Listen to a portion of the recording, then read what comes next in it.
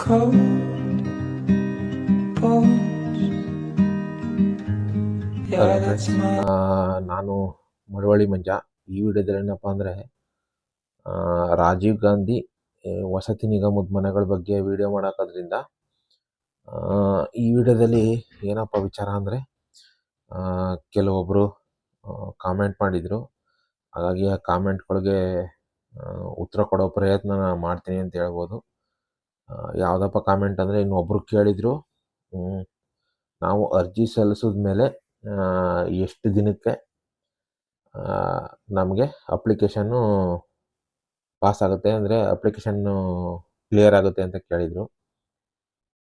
ಅದು ಅರ್ಜಿ ಹಾಕಿದ ಕೆಲವೊಬ್ರಿಗೆ ಒಬ್ಬೊಬ್ರಿಗೆ ಒಂದೊಂಥರ ಅದು ಪ್ರೊಸೆಸಿಂಗ್. ರಾಜೀವ್ ಗಾಂಧಿ ವಸತಿ ನಿಗಮಕ್ಕೆ ನೀವು ಅರ್ಜಿನ ಹಾಕಿದ ತಕ್ಷಣವೇ ಅದೇನಾಗುತ್ತೆ ಅಂತಂದರೆ, ಅದು ಒಂದು ಅಂದಾಜು 1 ತಿಂಗಳು, ಕೆಲವರು ಒಬ್ಬೊಬ್ರಿಗೆ 1 ತಿಂಗಳಿಗೂ ಕೂಡ ಬಂದಿದ್ದಿದೆ, ಕೆಲವೊಬ್ರಿಗೆ 3 ತಿಂಗಳಾಗಿದ್ದು ಇದೆ, ಕೆಲವೊಬ್ರಿಗೆ 6 ತಿಂಗಳಾಗಿದ್ದು ಇದೆ. ಹಾಗಾಗಿ ಇಷ್ಟೇ ದಿನಕ್ಕೆ ನೀವು ಹಾಕಿದಂಥ ಅರ್ಜಿ ಅಕ್ಸೆಪ್ಟ್ ಆಗುತ್ತೆ ಅಂತ ಹೇಳೋಕ್ಕಾಗಲ್ಲ.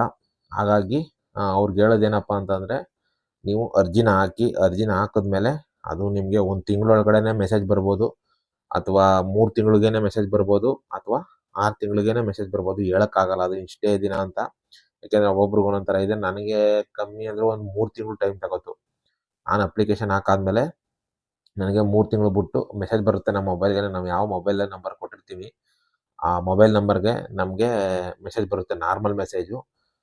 ನಿಮ್ಮ ಅರ್ಜಿ ಸ್ವೀಕೃತವಾಗಿದೆ, ಹಾಗಾಗಿ ನೀವು 1 ಲಕ್ಷ ಮುಖ್ಯಮಂತ್ರಿ ಬಹುಮಡಿ ಕಟ್ಟಡಕ್ಕೆ ಆಯ್ಕೆಯಾಗಿದ್ದೀರಾ. ನೀವು ಅಮೌಂಟನ್ನು ಪೇ ಮಾಡಿ, 50,000 ರೂಪಾಯಿಗಳನ್ನ ಪೇ ಮಾಡಿ ಅಂತ ಅಂದ್ಬಿಟ್ಟು ವಿತ್ ಅಕೌಂಟ್ ನಂಬರ್ ಬಂದಿರುತ್ತೆ. ಏನಕ್ಕಪ್ಪ ಅಂತಂದರೆ ಅದು ಲೇಟ್ ಆಗೋದು. ಕೆಲವೊಬ್ರಿಗೆ 1 ತಿಂಗಳು, ಕೆಲವೊಬ್ರಿಗೆ 3 ದಿನ, 3 ತಿಂಗಳು, ಕೆಲವೊಬ್ರಿಗೆ 6 ತಿಂಗಳು. ಏನಕ್ಕೆ ಆ ಥರ ಡಿಲೇ ಆಯ್ತದೆ ಅಂತಂದರೆ ಏನಿಲ್ಲ, ಅದರಲ್ಲಿ ವ್ಯತ್ಯಾಸ ಏನಿಲ್ಲ. ಅದರಲ್ಲಿ ಏನಪ್ಪ ಅಂತಂದರೆ, ನಮ್ಮ ಹೆಸರಿನಲ್ಲಿ, ಅಂದರೆ ನಾವು ಅರ್ಜಿ ಹಾಕುವಾಗ ಏನು ಡಾಕ್ಯುಮೆಂಟ್ಸ್ ಕೊಟ್ಟಿರ್ತೀವಿ, Aadhaar card, ration card, voter card, ಇದೇ ಡಾಕ್ಯುಮೆಂಟ್ಸ್ಗಳನ್ನ ಬಳಸ್ಕೊಂಡು IDBI ಬ್ಯಾಂಕ್ನಲ್ಲಿ ನಮ್ಮ ಹೆಸರಲ್ಲಿ ಒಂದು ಅಕೌಂಟ್ ಓಪನ್ ಆಗುತ್ತೆ. IDBI ಬ್ಯಾಂಕ್ ಏನಿದೆ, ಆ IDBI ಬ್ಯಾಂಕ್ನಲ್ಲಿ ನಮ್ಮ ಹೆಸರಿನಲ್ಲಿ ಒಂದು ಅಕೌಂಟು ಓಪನ್ ಮಾಡಬೇಕು ಅವರು. ಅದಕ್ಕೆ ಅಕೌಂಟ್ ಓಪನ್ ಮಾಡೋಕ್ಕೆ ಸ್ವಲ್ಪ ಟೈಮ್ ತಗೊಳುತ್ತೆ. ಯಾಕೆಂದರೆ ಅವ್ರೇನು ಮಾಡ್ತಿದ್ದಾರೆ ಅಂದರೆ, ರಾಜೀವ್ ಗಾಂಧಿ ವಸತಿ ನಿಗಮದವರು IDBI ಬ್ಯಾಂಕ್ಗೆ ಕೊಟ್ಟಿದ್ದಾರೆ ಅಕೌಂಟ್ಗಳು ಓಪನ್ ಮಾಡೋಕ್ಕೆ. ಅವ್ರೇನು ಮಾಡ್ತಾರೆ, IDBI ಬ್ಯಾಂಕ್ ಅವರು ಒಂದು ಸಾರಿ ಎಷ್ಟು ಅಪ್ಲಿಕೇಶನ್ಗಳು ಬರ್ತವೆ, ಒಂದು 10, 20, 30 ಎಷ್ಟು ಬರ್ತವೆ ಎಲ್ಲನೂ ಒಂದು ಸಾರಿ ಸೇರಿಸ್ಕೊಂಡು ಒಟ್ಟಿಗೆ ಅಕೌಂಟ್ನ ಓಪನ್ ಮಾಡ್ತಾರೆ. ಹಾಗಾಗಿ ನೀವು ಅಪ್ಲಿಕೇಶನ್ ಹಾಕಿದಾಗ ನೀವು ಎಷ್ಟನೇವರು ಅಂತ ನಿಮಗೂ ಗೊತ್ತಿಲ್ಲ. ಹಾಗಾಗಿ ಅವ್ರೇನು ಮಾಡ್ತಾರೆ, ಒಟ್ಟಿಗೆ ಒಂದೇ ಸರಿ ಎಲ್ಲ ಒಂದು 10 ಜನಕ್ಕೋ 20 ಜನಕ್ಕೋ ಒಂದು ಸತಿ ಅವರು ಎಲ್ಲರಿಗೂ ಒಂದು ಸತಿ ಅಕೌಂಟ್ ಮಾಡಿ ಒಂದು ಸತಿ ಮೆಸೇಜ್ನ ಕಳಿಸ್ತಾರೆ. ಅವರು ನಿಮ್ಮ ಕೊಟ್ಟಿರೋ ಮೊಬೈಲ್ ನಂಬರ್ಗೆ ಯಾವಾಗ ನಿಮಗೆ ಅಕೌಂಟ್ ನಂಬರು ವಿತ್ ಬ್ರ್ಯಾಂಚು ಎಲ್ಲ A to Z ಅವರು ಕಳಿಸ್ತಾರೆ ನಿಮಗೆ. ಈ ಅಕೌಂಟ್ಗೆ ನೀವು 50,000 ರೂಪಾಯಿಗಳನ್ನ ಕಟ್ಟಬೇಕು. ನೀವು ಮೊದಲನೇ ಅಮೌಂಟನ್ನು ಕಟ್ಟಬೇಕು. ರಾಜೀವ್ ಗಾಂಧಿ ವಸತಿ ನಿಗಮಕ್ಕೆ ನಿಮ್ಮದು ಅಪ್ಲಿಕೇಶನ್ನು ಸಲ್ಲಿಕೆ ಆಗಿದೆ, ಓಕೆ ಆಗಿದೆ, ನೀವು 50,000 ಕಟ್ಟಬೇಕು ಅಂತ ಅವರು ಮೊಬೈಲ್ಗೆ ಮೆಸೇಜ್ ಕಳಿಸ್ತಾರೆ.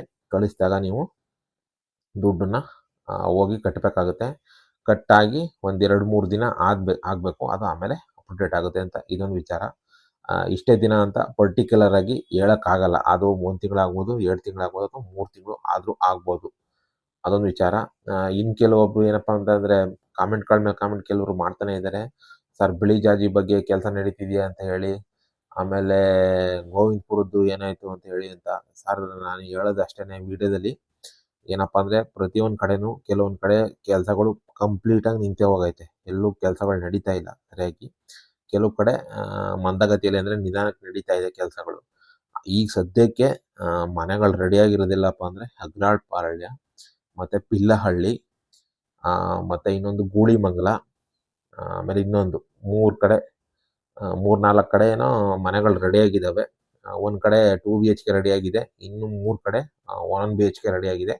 ಅಲ್ಲಿ ಮಾತ್ರ ಸದ್ಯಕ್ಕೆ ರಿಜಿಸ್ಟ್ರೇಷನ್ ಕರೆದಿದ್ದಾರೆ. ಎಲ್ಲಿ ಮನೆಗಳು ರೆಡಿಯಾಗಿದ್ದಾವೋ ಕಂಪ್ಲೀಟು, ಅಲ್ಲಿ ಮಾತ್ರ ಈಗ ಸದ್ಯಕ್ಕೆ ರಿಜಿಸ್ಟ್ರೇಷನ್ ಕರೆದಿದ್ದಾರೆ. ಇನ್ನು ಮಿಕ್ಕಿದ ಕಡೆ ಕೆಲವು ಕಡೆ ಕೆಲಸ ನಡೀತಾ ಇದೆ, ಕೆಲವು ಕಡೆ ಕೆಲಸ ನಿಂತಿದೆ. ಅದೆಲ್ಲ ಕೆಲಸ ಮುಗಿದ್ಮೇಲೆ ಪೂರ್ತಿ ಟೋಟಲಲ್ಲಿ ಇನ್ನೊಂದು ಸತಿ ಯಾರ್ಯಾವುದು ಕಂಪ್ಲೀಟ್ ಆಗುತ್ತೆ ಮನೆಗಳು, ಅವ್ರನ್ನ ಕರೆದು ನಿಮಗೆ ರಿಜಿಸ್ಟ್ರೇಷನ್ ಕರೀತಾರೆ ಅಂತ ಹೇಳ್ಬೋದು. ಕುಕ್ನಳ್ಳಿದು ಕೂಡ ರೆಡಿಯಾಗಿದೆ, ಬಟ್ ಇನ್ನೂ ಕರೆದಿಲ್ಲ ಅವರು ಮನೆ ಇದಕ್ಕೆ ರಿಜಿಸ್ಟ್ರೇಷನ್ಗೆ.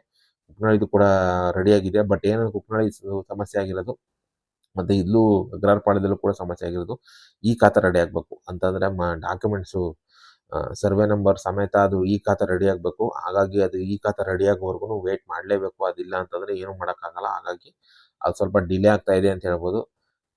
ಅದು ಬಿಟ್ಟರೆ ಇನ್ಯಾರು ಇನ್ನೊಂದು ಕಾಮೆಂಟ್ ಬಂದಿತ್ತು.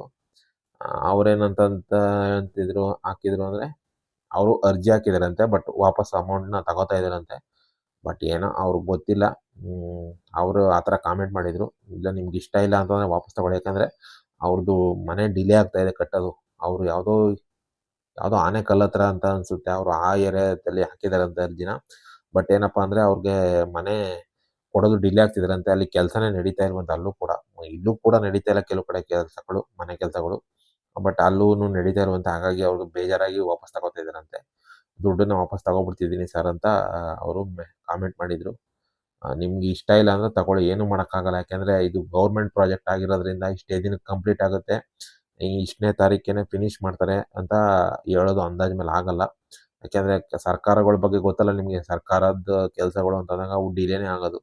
ಯಾವಾಗ ಕಂಪ್ಲೀಟ್ ಆಯ್ತವೆ, ಯಾವಾಗ ಕೊಡ್ತಾರೆ ಅಂತ ಏನೂ ಗೊತ್ತಿಲ್ಲ. ಹಾಗಾಗಿ ನಿಮ್ಗೆ ಬೇಡ ಅಂದರೆ ನೀವು ದುಡ್ಡನ್ನು ವಾಪಸ್ ತಗೊಳ್ಳಿ ಅಂತ ಹೇಳ್ತೀನಿ. ಇಷ್ಟು ಈ ವಿಡಿಯೋದ ವಿಚಾರ. ಮತ್ತೆ ಏನಾದರೂ ವಿಚಾರಗಳು ಗೊತ್ತಾಯಿತು ಅಂದರೆ ಹೀಗೆ ವಿಡಿಯೋ ಮಾಡಕ್ತಿರ್ತೀನಿ. ಹಾಗೆ ನನ್ನ ಮಳವಳ್ಳಿ ಮಂಜ ಯೂಟ್ಯೂಬ್ ಚಾನಲ್ನ ಸಬ್ಸ್ಕ್ರೈಬ್ ಮಾಡಿಕೊಂಡು ವಿಡಿಯೋಗಳನ್ನ ನೋಡ್ತಾ ಇರಿ ಅಂತ ಹೇಳ್ತಾ, ಈ ವಿಡಿಯೋ ನೋಡಿದ್ದಕ್ಕೆ ತುಂಬ ಥ್ಯಾಂಕ್ಸ್.